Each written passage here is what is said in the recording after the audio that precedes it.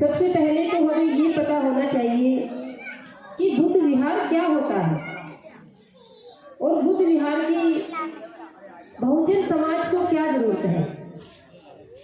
जैसे अगर हम बाबा साहब की बात करते हैं, क्योंकि बाबा साहब की वजह से ही हम बुद्ध तक पहुंच पाए, तो बुद्ध विहार क्यों होने चाहिए, इनसे हमें क्या लाभ है, ये बाबा साहब ने बहुत अच्छी तरह से हम लोगों को बताया था। बाबा साहब ने हम लोगों के लिए बहुत सारे काम किए। जितना काम बाबा साहब ने किया शायद ही किसी ने किया होगा। बाबा साहब हमें संविधान में अधिकार देकर गए, बाबा साहब महिलाओं के लिए अधिकार देकर गए। बाबा साहब आप जैसे यहाँ आज बैठे हैं इकट्ठा होकर के, ये अधिकार भी हमें बाबा साहब की बदौलत मिला। तो हम कह सकते हैं कि हमें इंसान बनाने में, हम इंसानी रूप में जन्म तो लेते थे, लेकिन इंसान क्या होता है ये हमें नहीं मालूम था। यानी कि जो हमारे पूर्वज थे उनको ये नहीं मालूम था।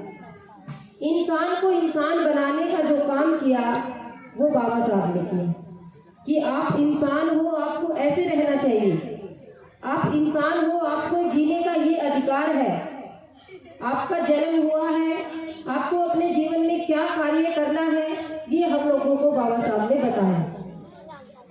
बाबा साहब ने सब कुछ कर दिया। उसके बाद में बाबा साहब ने सोचा कि जो मेरे बहुजन समाज के लोग हैं उनके पास तो अपना पूजने का, वंदना पूजा करने का कुछ भी नहीं है, यानी कि समानता की कोई भी उनके पास वस्तु नहीं है, चीज नहीं है। तो बाबा साहब ने 14 अक्टूबर 1956 में धम्म की दीक्षा ली। धम्म का मतलब क्या है? धम्म कोई धर्म से रिलेटेड नहीं है। धम्म एक मार्ग है, एक रास्ता। उस रास्ते को बाबा साहब हमें देकर गए कि जो भी व्यक्ति इस मेरे बताए हुए मार्ग पर चलेगा, मेरे बताए हुए रास्ते पर चलेगा, उस व्यक्ति के जीवन में सुखों का आगमन होगा। अब यहाँ पे जितने भी लोग बैठे हैं, चाहे महिलाएं हैं चाहे पुरुष हैं, सभी लोग क्या चाहते हैं? सुख चाहते हैं। आप में से सुख कौन कौन चाहता है? सभी सुख चाहते हैं? मुझे लगता है कोई नहीं चाहता। सभी सुख चाहते हैं? हाथ खड़ा करें। हाँ, देखिए सभी लोग सुख की कामना करते हैं। जब हम कहीं भी जाते हैं, महिलाओं से कहा जाता है, महिलाएं तो स्वाभाविक रूप से ही सुख की कामना करती है। कहीं भी वो जाएंगी, कहीं भी हाथ जोड़ेंगी, तो उनके मन से, उनके मुख से क्या निकलता है कि मेरा परिवार सुखी रहे, मेरे परिवार पे सुख बनाए रखें, यही करते हैं। लेकिन सभी लोग सुख तो चाहते हैं, लेकिन सुख मिलता क्यों नहीं है? सुख की चाहत सभी की है। बुद्ध ने भी यही कहा है कि सारे ही लोग सुख चाहते हैं, लेकिन फिर भी इस संसार में अगर देखा जाए, जो बुद्ध ने खोज की आज से 2500 वर्ष पहले, सारी ही दुनिया दुखी। कैसे दुखी? कोई तो पैसे के अभाव में दुखी, हाय मेरे पास पैसा नहीं है, मैं गरीब हूँ। कोई मानसिक रूप से दुखी, कोई शारीरिक रूप से दुखी। किसी के पास पैसा तो बहुत सारा है लेकिन वो बीमार है, वो भी ये सोचता है कि चाहे मेरा पूरा पैसा लग जाए मैं ठीक हो जाऊं। यानी कि दुख अनेकों प्रकार के हैं। शारीरिक दुख, मानसिक दुख, देह का दुख, औलाद का दुख। जिसकी औलाद है उसे भी दुख है, जिसकी औलाद नहीं है उसे भी दुख है। दुख बहुत सारे तरह के होते हैं। अब इन दुखों का निपटारा कैसे किया जाए? इन दुखों के निपटारा करने के लिए ही बुद्ध ने धम्म की खोज की। बुद्ध ने उस रास्ते की खोज की कि जो इस रास्ते पे चलेगा उसके दुखों का अंत हो जाएगा। अब दुखों का अंत कब होगा? जब हम बुद्ध के रास्ते पे चलेंगे। अभी हमें बुद्ध का रास्ता ही मालूम नहीं तो चलेंगे कैसे? जब तक हमें बुद्ध कहते हैं कि हम किसी भी राह जा रहे हैं, जैसे आज हम यहाँ पर आए, हमें यहाँ का रास्ता नहीं पता था।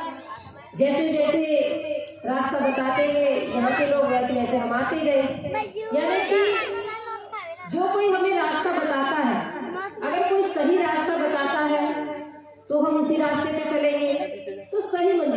पहुंचेंगे। और अगर कोई हमें गलत रास्ता बता देता है, क्योंकि चलना तो हमें है, हम उसी रास्ते पे चलेंगे तो हम गलत मंजिल पे पहुंचेंगे। तो बुद्ध ने जो बताया वो सही रास्ता बताया कि जो भी व्यक्ति बुद्ध के मार्ग पे, बुद्ध के विचारों पे चलेगा वो सही मंजिल पे पहुंचेगा। अब बुद्ध का रास्ता क्या है? बुद्ध का रास्ता बहुत सिंपल है और बहुत आसानी से आप उसे धारण कर सकते हो। उसके लिए किसी की भी कर्मकांड की या बाहर जाने की या कोई आपको, जैसे आप कर लेते हो कि मैं ये काम कर दूंगा, मेरा ये काम पूरा हो जाए, कुछ भी बुद्ध को देने की जरूरत नहीं है। बुद्ध आपसे कुछ नहीं मांग रहे हैं बदले में, लेकिन बुद्ध कह रहे हैं सिर्फ जो जो मैं आपको बता रहा हूँ उसी रास्ते पे चलना है। अगर ईमानदारी से चलेंगे तो कल्याण होगा, अगर ईमानदारी से नहीं चलेंगे तो कल्याण नहीं होगा। बुद्ध से किसी ने पूछा कि हे तथागत, आप तो सभी को देशना देते हो, सभी आपकी देशनाएं सुनते हैं, आपकी देशनाएं सुनकर के सिर्फ कुछ ही लोगों का कल्याण होता है, सारे लोगों का तो कल्याण होता ही नहीं। बुद्ध ने उसको बहुत सुंदर जवाब दिया कि हे मोदगल्यान नाम का ही वो व्यक्ति था जिसने बुद्ध से ये सवाल पूछा कि आपकी देशना तो बहुत सुंदर होती है, लेकिन सभी लोगों का कल्याण क्यों नहीं होता? बुद्ध ने कहा कि तुम राजग्रह के रहने वाले हो। बुद्ध के समय में राजग्रह था, आज भी राजग्रह है। अगर तुमसे कोई तुम्हारे राजग्रह जाने का मार्ग पूछे और तुम उसको बता दो कि तुम्हें ऐसे ऐसे जाना है, और वो व्यक्ति उस रास्ते पर ना जाकर के दूसरे रास्ते पर चला जाए, तो क्या वो व्यक्ति तुम्हारे राजग्रह में पहुंच पाएगा? उसने कहा नहीं तथागत, नहीं पहुंच पाएगा। फिर दूसरा व्यक्ति आता है, वो व्यक्ति भी आपसे यही पूछता है कि मुझे राजग्रह जाना है, और आप उसको वही रास्ता बता दो कि इस रास्ते से जाइए, और वो व्यक्ति जैसा जैसा आपने बताया उसी रास्ते पे चल देता है, तो वो राजग्रह पहुंच जाएगा। तो हे मोदगल्यान, इसी बात से आप समझिए, जो मैं देशना देता हूँ, जो मैं दुख मुक्ति और सुख प्राप्ति की देशना देता हूँ, मैं सभी के लिए देता हूँ। जो जो व्यक्ति उन बातों को ईमानदारी से मानता है उस व्यक्ति का तो कल्याण हो जाता है, और जो व्यक्ति उन बातों को नहीं मानता है उस व्यक्ति का कल्याण नहीं होता है। 3 तरह की चीजें होती हैं। एक तो होता है किसी बात को सुनना, जैसे अभी आप बैठे हैं सुन रहे हैं। दूसरा होता है किसी बात को समझना, अभी आपने जैसे सुन ली, समझ में किस किस को आएगी। और तीसरा होता है उस बात को सुन करके, समझ करके अपने आचरण में उतारना। तीनों बातों में फर्क है। पहला जो क्या है, ये 2 सुनने वाला है, आप सभी सुन रहे हैं। अब सुन तो सभी रहे हैं, सभी के कानों में बातें जा रही हैं। अब उन बातों को समझेगा कौन कौन? अब कुछ तो ये कहने वाले होंगे, अरे भंते जी आए थे, बातें तो बड़ी अच्छी बता रहे थे, लेकिन घर जाकर के वही चीजें लागू करेंगे। अगर कोई शराब पी रहा है तो वो रात को शराब ही पिएगा। अब तो उसको समझ में आ गया कि भंते जी ने बताया कि शीलों का पालन करना है, शराब नहीं पीनी है, शराब पीना बुरी बात है, शराब पीने से घर में नुकसान होता है, शरीर में नुकसान होता है, पैसों का नुकसान होता है, लड़ाई झगड़ा भी होता है। ये सारी बुराइयां हर शराबी को पता होती है, हर नशा करने वाले को सब चीजें पता है, लेकिन जैसे ही रात होती है वैसे ही वो सब बातें भूल गए और वो याद आ गई कि मुझे पीना है। यानी कि उसने बात समझ तो ली लेकिन आचरण में नहीं उतार पाया। अगर हम बात को आचरण में उतार लेंगे तो ही हमारा कल्याण होगा, वरना तो आप कितनी मर्जी यहाँ पे देशनाएं रोज करा लो, रोज सुन लो, किसी को भी बुला लो और खुद भी रोज यहाँ पर मीटिंग करो, रोज बुलाओ, जब तक आप उन बातों को अपने व्यवहार में, अपने आचरण में नहीं लाएंगे, अपने जीवन में नहीं लाएंगे, उन बातों से हमारा जीवन नहीं बदलने वाला है। इसीलिए जो बुद्ध का धम्म है वो जीवन बदलने के लिए है। जीवन तो आप सभी जी रहे हैं, कोई कैसे ही जीवन जी रहा है, कोई कैसे ही जी रहा है, कोई कैसे ही जी रहा है, लेकिन अच्छा जीवन कैसे जिए, श्रेष्ठ जीवन कैसे जिए? श्रेष्ठ जीवन जीने के लिए जो अभी भक्ति जी ने बताए 5 शील, ये हमारे जीवन का आधार है। अगर आप लोग बुद्ध के बताए हुए 5 शीलों पे चलेंगे और ईमानदारी से चलेंगे तो गारंटी के साथ मैं कहती हूँ कि आपको कहीं भी धोखे पहुंचने जाने की जरूरत नहीं है। क्यों? क्योंकि सारी बातें उन्हीं में है। जैसे पहली ही बात है, अब आप सभी हैं, ये छोटे छोटे बच्चे भी क्रोध से ग्रसित हैं। गुस्सा किस किस को आता है? आप में से गुस्सा किस किस को आता है?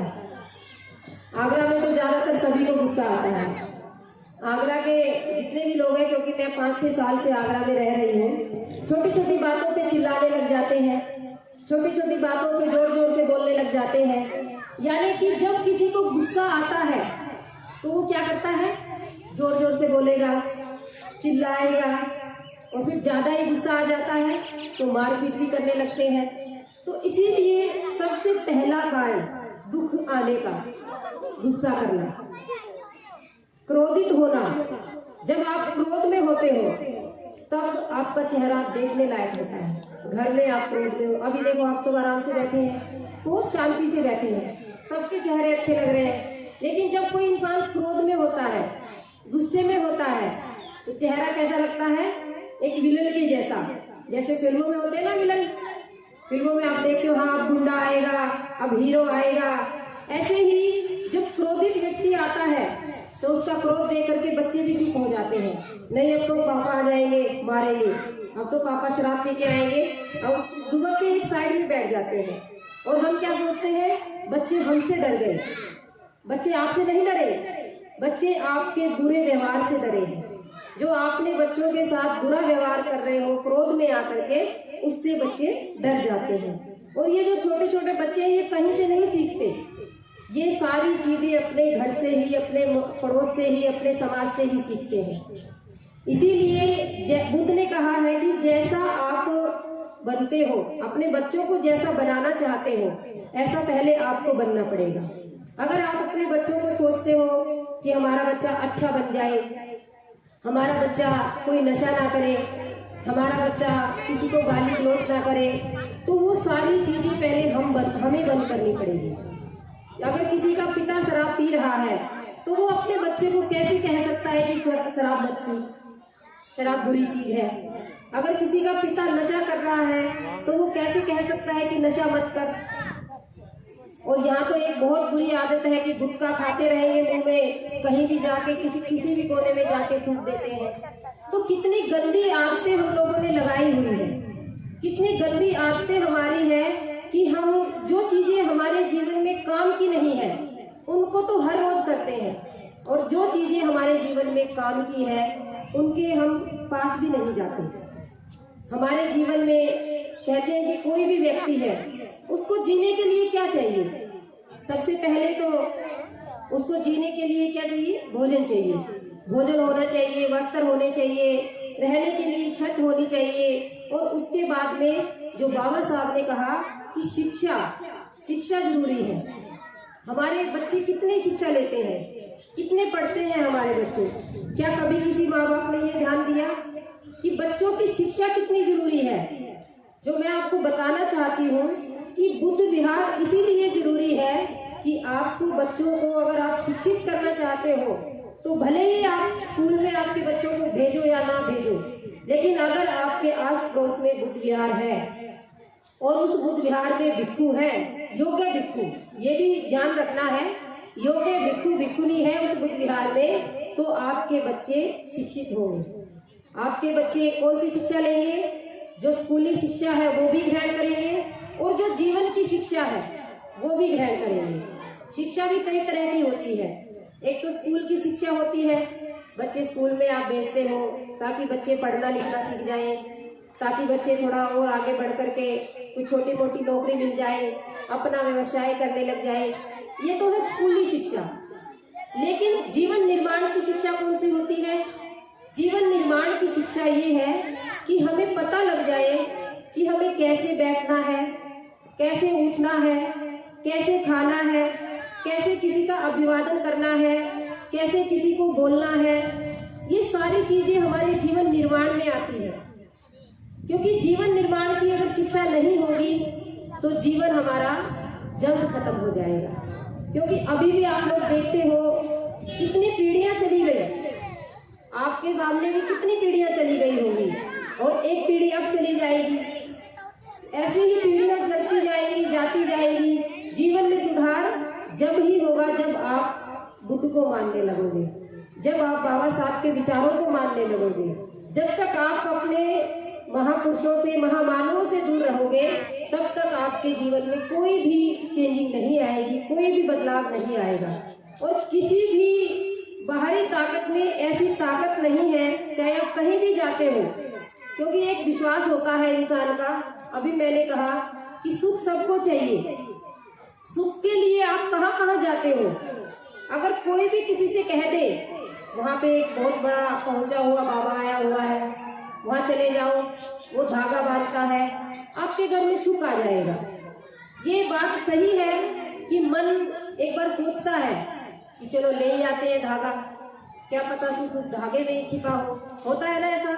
और ज्यादातर ये महिलाओं की भावनाएं होती है। उनकी भावनाएं बुरी नहीं है, क्योंकि महिलाएं चाहती हैं कि उनके घर में सुख आए। अगर किसी का पति शराबी है, वो चाहेगी कि मेरा पति कैसे ना कैसे शराब छोड़ दे। किसी का बेटा शराबी है, वो माँ भी चाहेगी कि मेरा बेटा कैसे ना कैसे शराब छोड़ दे। किसी के घर में और भी कोई शराब पीता है, महिलाएं हर प्रयास करती हैं इन बुरी आदतों को छुड़वाने का, लेकिन फिर भी वो असफल हो जाती है। क्यों हो जाती है? क्योंकि जो सही मार्ग है, जो बुद्ध का मार्ग है, उसको अभी तक हम लोग नहीं पकड़ पाए। तो इसीलिए आज आपके कोलखा जो निवासी है, सारे के सारे जो आए हैं, बस आप लोगों से यही कहना है कि आप लोग एक बार बुद्ध पे विश्वास कीजिए। आज तक आप लोगों ने और चीजों पे विश्वास किया, आज आप बाबा साहब पे विश्वास करके देखिए, बुद्ध पे विश्वास करके देखिए। और उन्होंने जो कहा कि क्रोध नहीं करना है, यानी कि प्राणी हिंसा नहीं करनी है। प्राणी हिंसा का मतलब क्या है? किसी को मारना, पीटना, क्रोध करना, गाली गलौज देना, ये हमें नहीं करना है।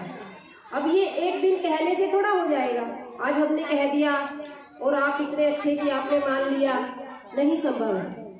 कोई भी बात किसी को मानने के लिए उसको पूरी तरह से अपने जहन में उतारना पड़ता है, तब जाकर के वो बात हमारे जीवन में उतरती है।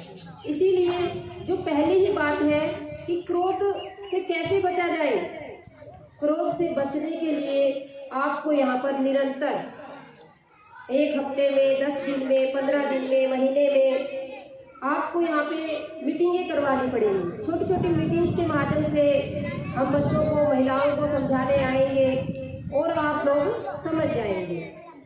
फिर क्या है जो मैं बताना चाह रही हूँ आपको, 5 बातें कि जैसे क्रोध हो गया, चोरी ना करना, चोरी भी नहीं करनी है, और किसी तरह का गलत कार्य नहीं करना है, झूठ नहीं बोलनी है, चुगली निंदा नहीं करनी है, नशा नहीं करना है। आप कहीं भी जाएंगे आपको ये बातें बताई जाएंगी कि इन बातों को अगर आप करते हो तो आपके घर में दुख नहीं आएगा। और अगर आप इन बातों को नहीं मानते हो तो फिर आप कहीं भी जाइए, गंगा नहाने जाइए, यमुना नहाने जाइए, कहीं भी नहाने जाइए, आपके ना तो पाप धुल सकते हैं, ना आप ऐसे सोचते हो कि हमने गंगा नहा लिया तो हमारा सब कुछ धुल गया। नहीं, बुद्ध ने कहा है कि अगर आप कुशल कर्म करते हैं, अगर आप अच्छे कर्म करते हैं, कुशल कर्म का मतलब अच्छे कर्म। अच्छे कर्म क्या होते हैं कि आपके जो जीवन में जरूरी चीजें हैं, सिर्फ और सिर्फ उन्हीं को कीजिए। सबसे जरूरी सबके लिए क्या होता है? उनके बच्चे। आप सभी यहाँ पर हैं, सभी के घर में बच्चे होंगे और सभी लोग अपने बच्चों के लिए ही जीते हैं, क्योंकि पीढ़ी बढ़ती जाती है भले ही। क्या आप लोग बच्चों के लिए जीते हैं? सच्चे में ही जीते हैं? नहीं। सिर्फ बच्चों को भोजन दे देना ये जीना नहीं है, सिर्फ बच्चों को कपड़े दे देना ये उनके लिए जीना नहीं है, सिर्फ उनको छत दे देना ये भी उनके लिए जीना नहीं है। उनका भविष्य कैसे बने ये बच्चों के लिए जीना है। क्या कभी आप लोगों के दिमाग में आया कि हमारे बच्चों का भविष्य कैसे बनेगा? आप बाबा साहब के बारे में सभी शायद जानते होंगे। जब बाबा साहब पढ़ते थे, जब बाबा साहब स्कूल में जाते थे, आज तो बाबा साहब की अनुकंपा से हम लोगों के पास घर भी है, इतना कमाते भी हैं, खाने के लिए भी अच्छा है, सब चीजें हैं। लेकिन जब बाबा साहब स्कूल जाते थे, उनको तो खाने के लिए भी नहीं मिलता था, उनके पास वस्त्र भी ज्यादा नहीं होते थे, और उनको शर्तें दी गई थी कि जब आप स्कूल में आओगे इन 5 शर्तों के साथ में आओगे, वरना स्कूल में नहीं आओगे। आज आपके बच्चे कोई घर से बाहर, स्कूल से बाहर बैठ के पढ़ते हैं, स्कूल के अंदर बैठते हैं, कुर्सी मिलती है, मेज मिलता है, टाट मिलता है, जैसा और बच्चों को मिलता है ऐसा आपके बच्चों को मिलता है। लेकिन बाबा साहब को नहीं मिला ये कुछ, बाबा साहब को नहीं मिला, और फिर भी बाबा साहब पढ़ लिए। क्यों? क्योंकि उनके पिता का उनके सिर पे हाथ था। उनके पिता कहते थे कि भीम तू एक दिन बहुत बड़ा आदमी बनेगा। उनके पिता उनको हौसला देते थे कि भीम तुझे बहुत बड़ा आदमी बनना है, और बाबा साहब को ये बात उनके कानों में खटकती थी कि मुझे बहुत बड़ा आदमी बनना है। और आजकल के माता पिता क्या कहेंगे? वो तो उनको पता ही नहीं कि उनके बच्चे पढ़ भी रहे हैं या नहीं पढ़ रहे हैं। वो खूब दारू में धुत रहते हैं, बच्चों का पता नहीं है स्कूल जा भी रहे हैं या नहीं जा रहे हैं, रास्ते में ही बैग रख देते हैं। कहाँ से बच्चे पढ़ेंगे और कहाँ से आप अपने बच्चों का भविष्य संवारोगे? तो इसीलिए अगर हम अपने बाबा साहब को मानते हैं और सच्ची में ही मानते हैं कि हाँ हम बाबा साहब की औलाद हैं, हम बाबा साहब के अनुयायी हैं, तो आपको बाबा साहब की सिर्फ एक ही बात माननी है, सिर्फ आपको अपने बच्चों का भविष्य संवारना है। अपने लिए नहीं कहा उन्होंने कि मुझे मेरी पूजा कर लो, मुझे दिन रात मेरे आगे हाथ जोड़ो, नहीं। बाबा साहब चाहते थे कि मेरा जो बहुजन समाज है वो अपने बच्चों का जीवन संवारे। जो भी कोई किसान होता है, खेती करता है, देखा है ना आप लोगों ने खेती कैसे की जाती है। किसान जब खेती करता है तो 6 महीने की एक फसल होती है, और अगर फसल खराब हो जाती है बारिश से, ओलों से, तो वो अगली खेती फिर करता है, फिर उसकी फसल खराब हो जाती है तो अगला प्रयास फिर करता है। जब 3 बार अगर उसकी फसल खराब हो जाती है, चौथी बार में जब वो फसल उगाता है और उसकी फसल ज्यादा हो जाती है तो वो 3 बार की भरपाई चौथी बार में कर लेता है। क्यों? क्योंकि फसल हर 6 महीने में उगाई जाती है, और उसकी कितनी अच्छे से देख रेख करता है किसान। जो ये बच्चे हैं आपके, ये क्या है? ये आपके जीवन की फसल है। और जब फसल किसान बोता है तो वो तो 6 महीने की फसल में अगले 6 महीने तक की उम्मीद करता है कि अगले 6 महीने मेरे अच्छे से कटेंगे। लेकिन जो आपके ये बच्चे हैं फसल के रूप में, अगर इन बच्चों में आपने अपने परिवार का एक बच्चे को भी संवार लिया, एक बच्चे को भी अच्छे से पढ़ा दिया, लिखा दिया, उसका पालन पोषण कर दिया, तो वो आपकी फसल 3 पीढ़ियों को संवारेगी। कितनी पीढ़ियों को संवारेगी? 3 पीढ़ियों को। कैसी? एक तो वो स्वयं, एक उसके माता पिता, और एक उसके आगे आने वाली संतान। तो अगर आपने एक फसल को बचाया, यानी कि आपकी एक बच्चे को, मान लो आपके पास 4 बच्चे हैं, 5 बच्चे हैं, सभी को नहीं पढ़ा सकते, आप एक बच्चे पे अपना ध्यान लगाइए। बाबा साहब अपने पिता की 14वीं संतान थी, 14 संतानों में से एक ही संतान के ऊपर ज्यादा ध्यान दिया तो बाबा साहब आगे बढ़ गए और बढ़कर के विद्वान बने और इतना नाम रोशन किया। आज तक बाबा साहब का नाम लिया जाता है। हम बाबा साहब का नाम क्यों लेते हैं? क्यों? क्योंकि बाबा साहब ने हम लोगों को इंसान बनाने का काम किया। तो इसीलिए आप ये सोचकर काम कीजिए कि जो हमारे ये बच्चे हैं, क्या पता कौन सा बच्चा आगे बढ़ जाए। और ये भी मत सोचिए कि नहीं लड़के को पढ़ाएंगे, लड़की को नहीं पढ़ाएंगे। चाहे लड़का हो चाहे लड़की हो, अगर लड़की पढ़ने में होशियार है तो लड़की को पढ़ाइए, और अगर लड़का पढ़ने में होशियार है तो लड़के को पढ़ाइए। अगर सारे ही बच्चे आप पढ़ा सकते हैं, आजकल तो सरकारी में स्कूल में भी सुविधा है, आप सरकारी स्कूल में पढ़ाइए, ट्यूशन लगाइए, जैसे भी हो अपने बच्चों को पढ़ाए और इनको जीवन निर्माण के लिए इनको शिक्षा दे। और इस बिहार में, अगर ये बिहार आप लोग चाहते हैं कि इसका निर्माण हो और इसमें काम हो, इसमें हर तरह की शिक्षा दी जाएगी। महिलाओं को शिक्षा दी जाएगी, बच्चों को शिक्षा दी जाएगी, बुजुर्गों को शिक्षा दी जाएगी, नौजवानों को शिक्षा दी जाएगी। अभी तक तो हमारे नौजवानों को भी ये नहीं पता कि हमें करना क्या है। सिर्फ नौजवान भी जय भीम का नारा लगा देंगे, वो सोचेंगे कि हम जय भीम वाले हैं। नारा लगाने से कुछ नहीं होगा। नारा लगाने से ठीक है, आपके अंदर जोश आ जाता है, लेकिन नारा लगाने से क्या आपका भला हो जाएगा? क्या आप बाबा साहब के मार्ग पे चलने लगोगे? अगर आपके मुंह में गुटखा है और अगर आपने नशा किया हुआ है और आप बाबा साहब का नारा लगा रहे हो, तो आप बाबा साहब की औलाद नहीं हो सकते, आप बाबा साहब के अनुयायी नहीं हो सकते। आप क्या हो? उनके विरोधी उसमें हो। क्यों? क्योंकि बाबा साहब कभी नहीं चाहते थे कि उनकी औलादें नशा करें, उनकी औलाद नशे में रहे। तो क्या हम लोगों का फर्ज नहीं है कि हम लोग, जैसे आपका ये कोलखा गांव है, वैसे तो हर बस्ती ग्रसित है नशे से, हर जगह पे नशा ही नशा है, लेकिन अगर कुछ नौजवान खड़े हो जाए, कुछ नौजवान संकल्प ले लें कि हम स्वयं भी नशा नहीं करेंगे और किसी को नशा करने नहीं देंगे। नशा करने वाले को आप रोक नहीं सकते, बस अगर उसके मन को बदल दो। सारी बातें मन से होती है। अगर आपका मन कहेगा कि मुझे अच्छा करना है, आप अच्छा करेंगे। आपका मन कहेगा मुझे बुरा करना है, तो आप बुरा करेंगे। सारा मन का ही खेल है, मन से ही सारी बातें उपजती है। तो इसीलिए किसी भी नशा करने वाले के मन को बदल दो, और मन को बदलने के लिए ऐसे ऐसे कार्यक्रमों की जरूरत होती है, ऐसी ऐसी निर्देशनाओं की जरूरत होती है।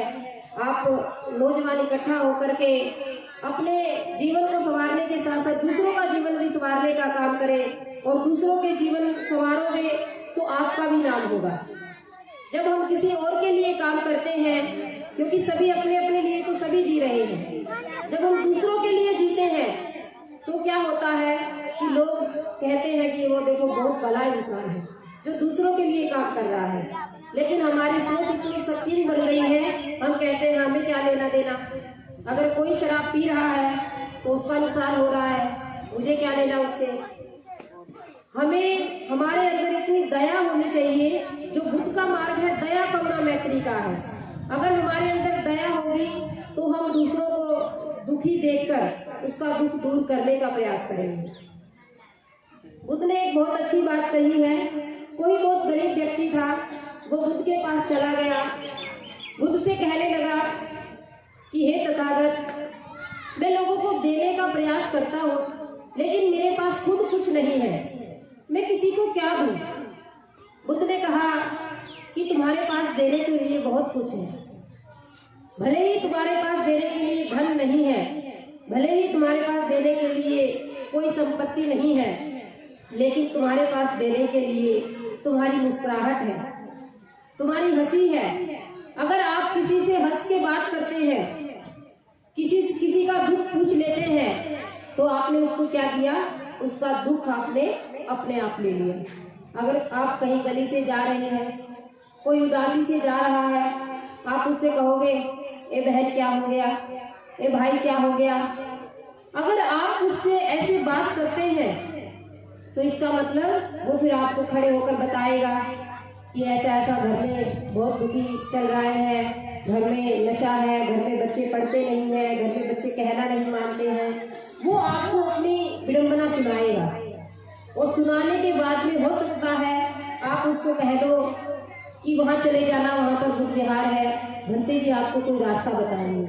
अगर हम अपनी एक ही वाणी से थोड़ा सा बोल करके ही किसी के दुख को दूर कर देते हैं, तो इसका मतलब हम भले का काम कर रहे हैं। और अगर हम नाराजी में रहते हैं, घमंड में रहते हैं कि मुझे क्या लेना किसी से, अगर दुखी है तो दुखी रहे, मैं तो अपने में सुखी हूँ, मेरे पास तो सब कुछ है। तो इसीलिए कोई कितना भी ज्यादा पैसे वाला है, कोई कितना भी ज्यादा अमीर है, गरीब है, यहाँ पर अमीरी गरीबी नहीं देखी जाती। जब दुनिया से जाते हो तो आपके कुशल कर्म देखे जाते हैं कि आपके पास कितने कुशल कर्म किए, कितने आप लोगों ने अच्छे काम किए, कितने लोगों का भला किया। इसीलिए अपने जीवन को संवारने का काम करना है। और बुद्ध का जो धम्म है, सिर्फ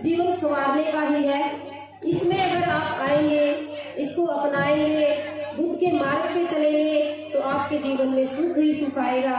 इसके अलावा आपका जीवन खुशियों से भर जाएगा। बस यही है, अपने बच्चों पे ध्यान दो। अभी बंते जी ने बताया कि फालतू आडंबर, कुछ भी फालतू आडंबर मत करो। आप लोग जब तक इन आडंबरों में फंसे रहोगे, आप लोगों का कोई भी आकर के कल्याण नहीं कर सकता। आपको स्वयं जागृत होना है कि क्या ये चीज मेरे लिए जरूरी है। जो चीज आपके लिए जरूरी है उस चीज को कीजिए। आपके लिए अपने बच्चों की शिक्षा जरूरी है तो अपने बच्चों को पढ़ाइए।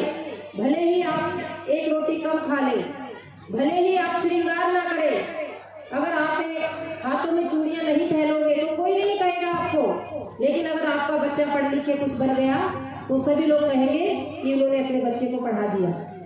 तो इसीलिए चाहे कमी कितनी भी है, लेकिन जो शिक्षा आप खुद नहीं ले सके वो अपने बच्चों को दीजिए। और अपने बच्चों को शिक्षा दे देंगे तो आप बहुत अच्छा काम करेंगे। तो बुद्ध का जो मार्ग है वो यही है कि हमें स्वयं भी अपना भला करना है और दूसरों का भला भी करना है। अपने भले के साथ साथ दूसरों के भले का काम करना है। और जो अभी मुझे यहाँ पिछली बार भी हम आए थे, यहाँ पर एडवोकेट अतुल जी के घर आए थे हम भोजन पे, जब आए थे यहाँ पर तो बताया गया था कि ये जगह है बुद्ध विहार की जगह है यहाँ, और यहाँ पे मूर्ति नहीं लगी है। तो आप सब लोगों से, नौजवानों से, बुजुर्गों से, महिलाओं से यही विनती है कि जहाँ पर बुद्ध आ जाते हैं, यानी कि जहाँ पर बुद्ध का वास होता है और जहाँ पर बुद्ध की प्रतिमा होती है, क्योंकि जो जिस चीज को देखता है वो ऐसा ही बनता है। आप जब कोई महिला गर्भवती होती है तो डॉक्टर उससे क्या कहते हैं, घर में अच्छे बच्चे की फोटो लगाना, घर में किसी ऐसे की फोटो लगाना जो आप जिसको रोज देख सको।